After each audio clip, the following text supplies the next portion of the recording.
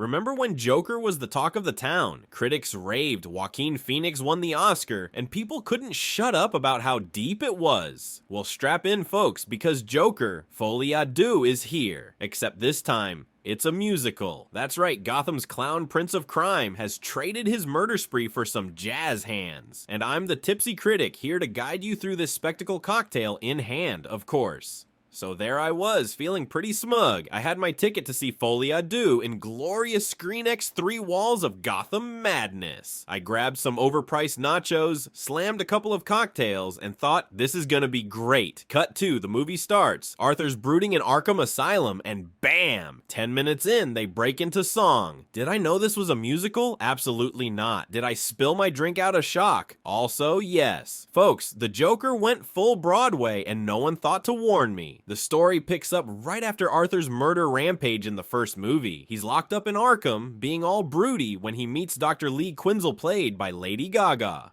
Now, if you were hoping for her to fully transform into Harley Quinn, spoiler alert, she doesn't. Instead, we get a weirdly half-baked romance between Arthur and Lee that mostly involves longing stares, therapy sessions, and duets. Yeah, because nothing says toxic clown love like a slow dance to the Bee Gees to love somebody in a dirty asylum hallway.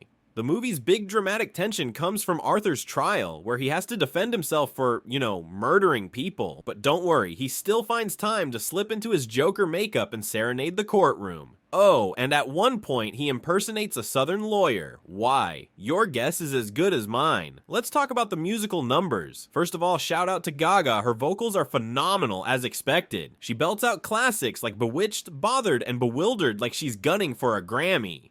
Meanwhile, Joaquin Phoenix, well, let's just say he gives it his best shot. The choreography. Think high school theater production meets Arkham Nightmare. Arthur's infamous Joker dance now looks like he's warming up for goat yoga. And while musicals can get away with being a little incoherent, Folie takes it to another level. One minute it's gritty Gotham, the next it's La La Land, but make it psychotic. Okay, let's give credit where it's due. Joaquin Phoenix is still a powerhouse. His Arthur is as unsettling as ever, even when he's singing. And Lady Gaga, she steals every scene. Her Dr. Quinzel is raw, vulnerable, and just crazy enough to keep you hooked. If anything, she's the only reason this movie doesn't completely fall apart. But then there's Phoenix's Joker dance.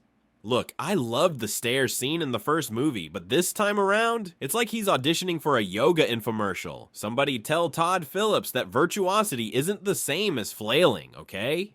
The real issue with Joker, Folie isn't the musical angle, it's the lack of focus. The first Joker was raw and intimate, peeling back layers of Arthur's psyche. This one, it's all over the place. We've got courtroom drama, musical numbers, a half-baked love story, and random comedy bits. It's like they threw every genre into a blender and hit chaotic. Visually, the movie's a knockout. Gotham is still as grim and gritty as ever, and the musical sequences, though jarring, are beautifully shot. Seeing this in Screen X made me feel like I was right there, trapped in Arkham with Arthur's madness. But gorgeous visuals can't save a movie that feels this bloated. The script, weak. The pacing, brutal. And the tone, it's like Gotham got drunk and decided to audition for America's Got Talent. So should you see Joker? Folie Well, if you're a Lady Gaga super fan, or just curious to see Joaquin Phoenix sing, go for it. But if you're expecting the gritty brilliance of the first Joker, you're gonna leave the theater more confused than entertained. My advice? Grab a drink, no. 2 drinks before watching. Or better yet, just rewatch the first movie and call it a day.